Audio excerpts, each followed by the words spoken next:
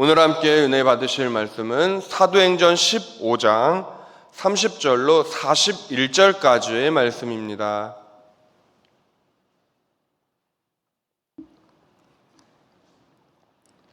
같이 한 목소리로 읽겠습니다. 그들이 작별하고 안디옥에 내려가 무리를 모은 후에 편지를 전하니 읽고 그 위로한 말을 기뻐하더라. 유다와 실라도 선지자라 여러 말로 형제를 권면하여 굳게 하고 얼마 있다가 평안히 가라는 전송을 형제들에게 받고 자기를 보내던 사람들에게로 돌아가되 바울과 바나바는 안디옥에서 유하며 수다한 다른 사람들과 함께 주의 말씀을 가르치며 전파하더라. 며칠 후에 바울이 바나바더러 말하되 우리가 주의 말씀을 전한 각 성으로 다시 가서 형제들이 어떠한가 방문하자 하고 바나바는 마가라 하는 요한도 데리고 가고자 하나 바울은 밤빌리아에서 자기들을 떠나 함께 일하러 가지 아니한 자를 데리고 가는 것이 옳지 않다 하여 서로 심히 다투어 피차 갈라서니 바나바는 마가를 데리고 배 타고 구브로로 가고 바울은 실라를 택한 후에 형제들에게 주의 은혜의 부탁함을 받고 떠나 수리아와 길리기아로 다니며 교회들을 견고하게 하니라. 아멘. 할렐루야. 오늘도 새벽 첫 시간을 우리 하나님께 드리시는 화산의 모든 성도님들을 축복합니다.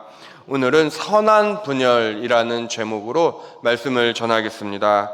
어느 공동체이든 또 사람이 모이는 곳에는 갈등이 있습니다.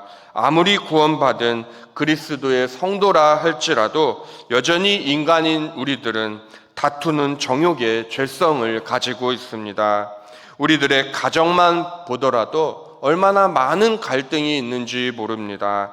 남편과 아내와의 갈등, 부모와 자식 간의 갈등, 또 고부 간의 갈등, 그리고 우리 한국 교회사도 분열의 역사라고 부를 만큼 수많은 교단과 교파로 갈라져 있는 상태입니다. 그것이 교리적인 문제이든 어떤 한 사람으로 인한 문제이든 갈등과 다툼이 있는 곳에는 지울 수 없는 아픔이 있습니다. 오늘 본문에서도 다툼이 등장합니다. 분열의 장면이 등장합니다. 하지만 오늘 본문의 갈등은 선합니다. 아니 목사님, 분열과 분쟁이 무슨 선하다니요? 다툼에 선함이 있나요? 설교 제목이 선한 분열인데 설교 제목이 이상한 거 아닙니까? 라고 혹시 제게 반문하실 성도님이 혹 계실지도 모르겠습니다. 그런데 오늘 저는 본문의 갈등을 선한 분열이라고 부르고 싶습니다. 왜 그런지 오늘 새벽 말씀을 통해 함께 살펴보고 주신 말씀 붙들고 기도하기를 소망합니다. 오늘 본문 36절입니다. 오늘 본문 36절을 우리 다시 한번 읽어보시겠습니다. 며칠 후에 바울이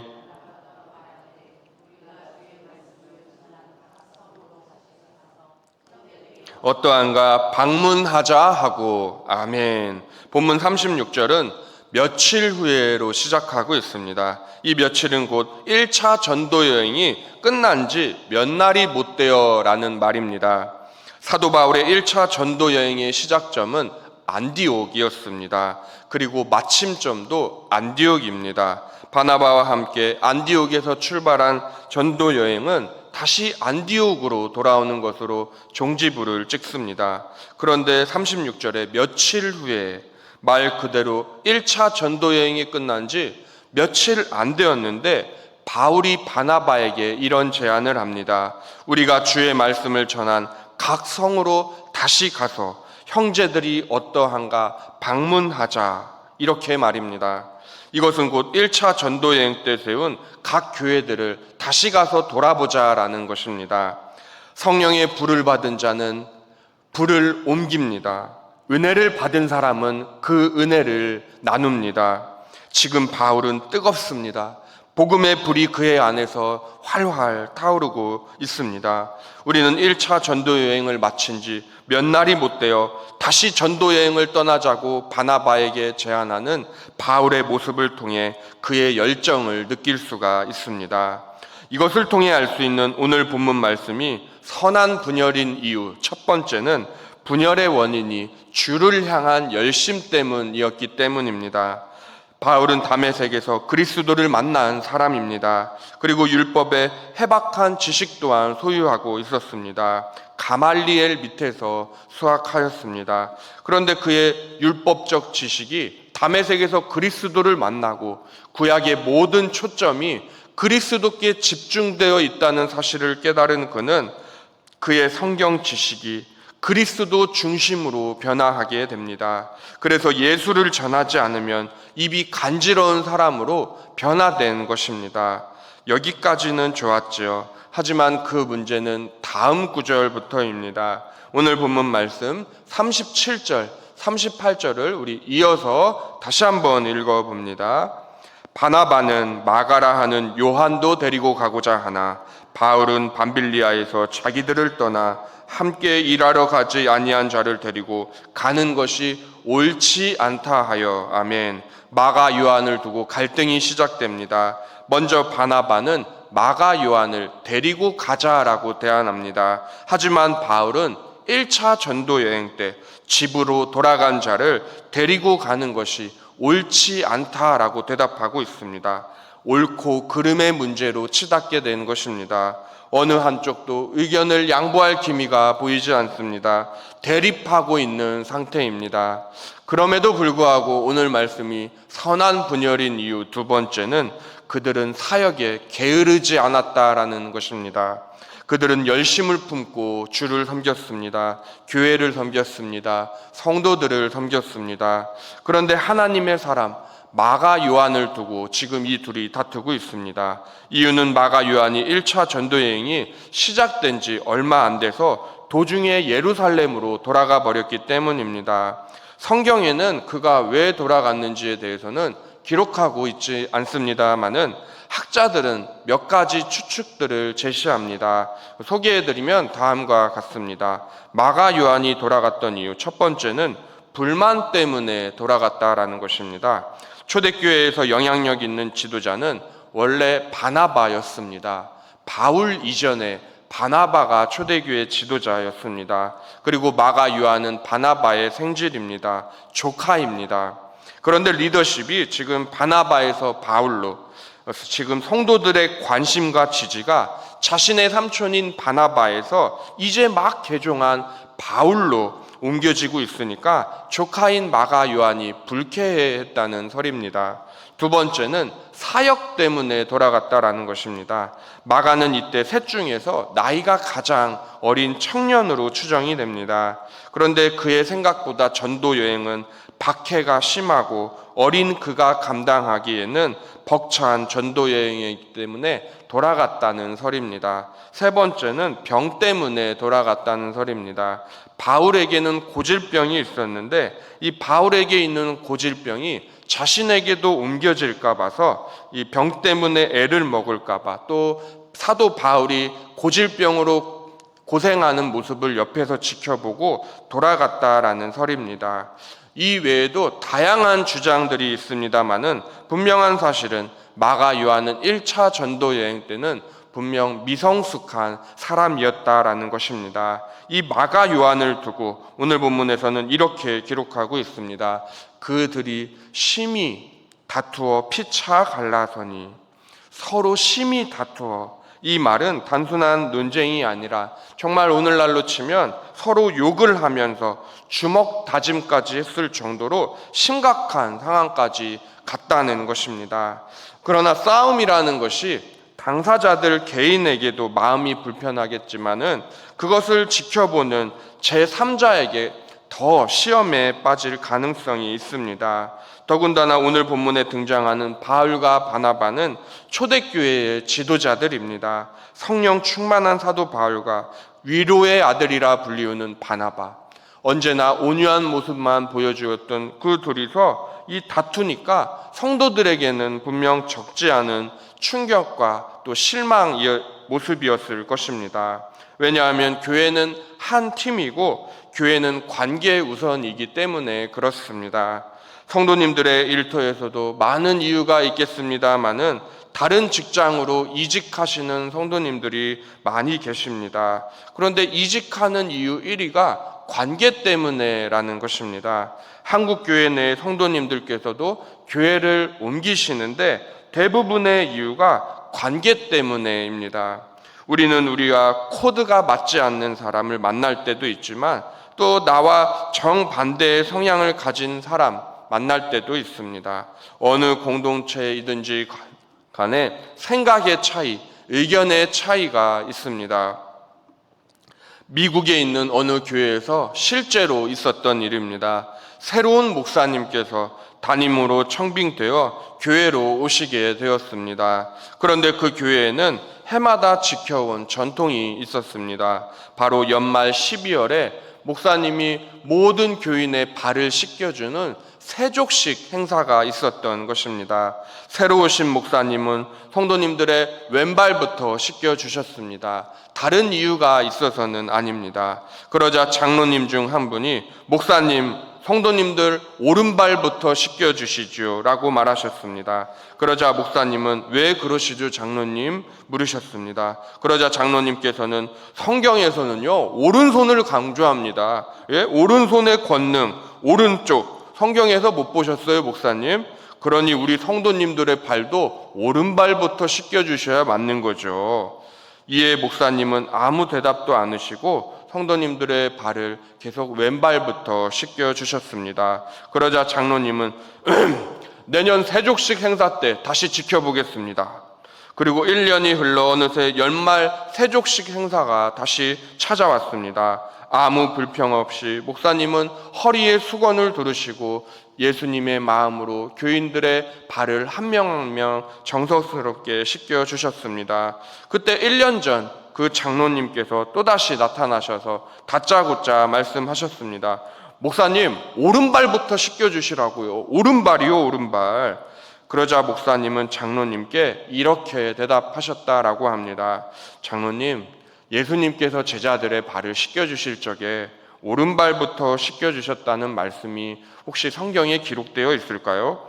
그러자 장로님은 분을 참지 못하고 교회 문을 쾅 하고 박차고 나가셔서 자신이 직접 교회를 세우셨다고 합니다. 그리고 그 교회를 세우셨는데 그 교회 이름이 바로 오른발 교회, The Life Church라고 합니다.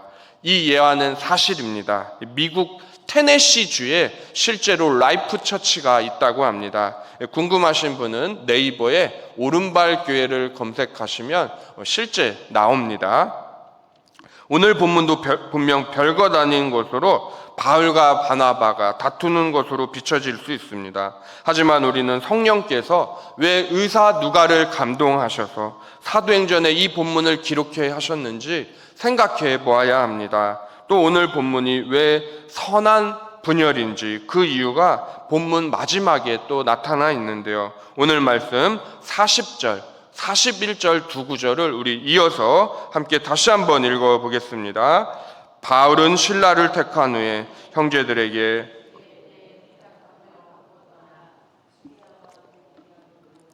교회들을 견고하게 하니라. 아멘. 바나바는 마가를 데리고 구브로 키프로스로 갔고 바울은 신라를 택하여 수리기아와 길리기아로 다니며 교회들을 견고하게 세워나갔다고 말씀합니다. 그래서 오늘 본문이 선한 분열인 이유 마지막 세 번째는 바울은 교회들을 견고하게 세워나갔기 때문입니다.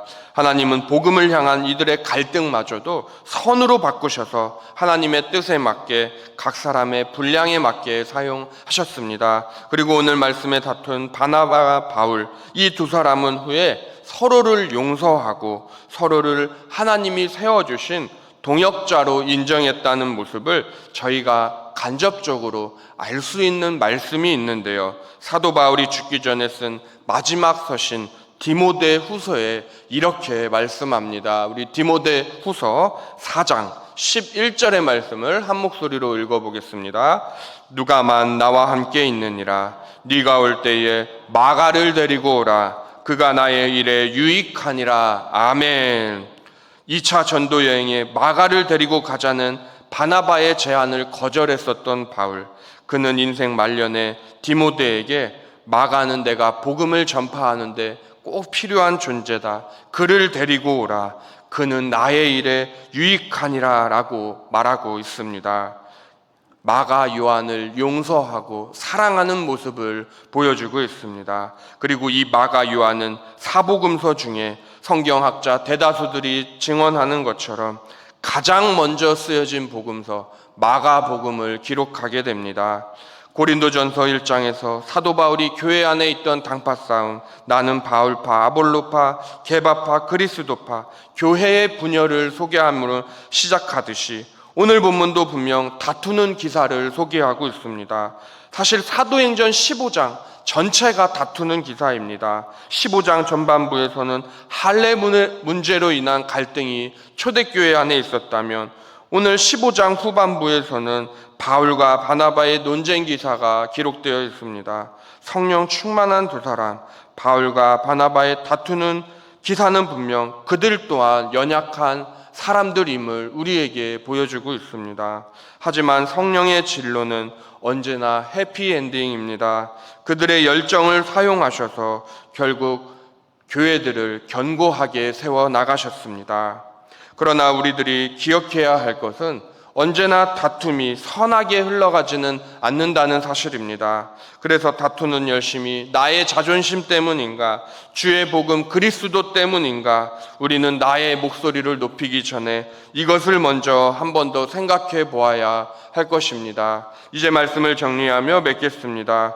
오늘도 우리는 집에서 가족들과 혹은 출근해서는 직장 동료들과 회의도 하실 것입니다. 그렇게 대화를 하며 오늘 하루도 살아갑니다. 그때마다 나의 의견을 양보하실 수도 있고 또는 나의 의견을 주장함으로써 다툴 수도 있는 선택의 기로에 놓이게 될 것입니다.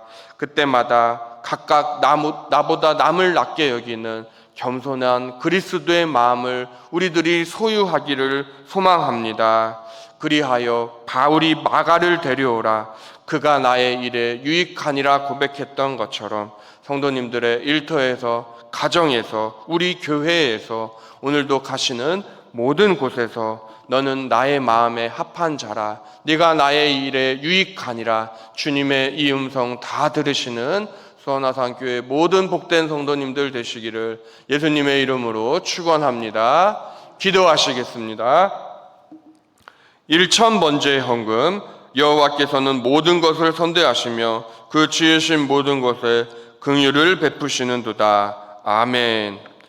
1여전도회에서 말레이시아 선교 헌금 하셨습니다. 1여전도회에서 중등부 수련회 찬조 헌금 드리셨습니다.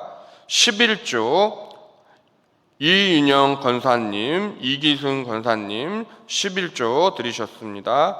이기순 권사님 나눔과 기쁨의 헌금 드리셨습니다. 선교 헌금 이윤영 집사님, 이기순 권사님 선교 헌금 드리셨습니다. 기도하시겠습니다. 하나님 아버지 감사드립니다. 우리들이 속한 공동체는 때로는 다툼과 분열도 있습니다. 그래서 아픔과 슬픔이 있습니다. 하나님, 그때마다 성령님의 인도하심을 구하는 저희 모두가 되게 하여 주시옵소서. 바울과 바나바가 분명 다투었지만 그것으로 인해 교회들을 더욱 견고히 세워나가는 모습을 보게 됩니다. 하나님, 우리 가운데 선한 분열, 또 내 주장은 먼저 양보할 수 있는 또 그러한 내려놓음의 자세도 우리에게 허락하여 주시옵소서. 우리 교회 여름 사역이 한창 진행 가운데 있습니다. 중등부 수련회 가운데 함께하여 주시고 또 우리 말레이시아 단기 선교팀 열심히 준비하고 있습니다. 성령의 지혜와 능력을 허락하여 주시옵소서. 또한 앞으로 남아있는 초등부와 이청년부 수련회 가운데 함께하여 주시옵소서. 오늘 새벽부터 귀한 1000번째 예물과 또 감사헌금, 선교헌금, 다양한 또 모습의 예물을 드리신 손길 있습니다. 하나님 아버지, 모든 가정에 하나님의 선하신 축복의 손길이 함께 하셔서 기름통에 기름이, 가루통에 가루가 떨어지지 않는 물질의 축복도 더하여 주시옵소서. 이 예물이 사용되는 곳에 우리 수원화산교회 더욱더 은혜가 차고 흘러넘칠 수 있도록 하나님 함께하여 주시옵소서. 감사합니다. 사랑이 많으신 예수님의 이름으로 기도드렸사옵나이다. 아멘.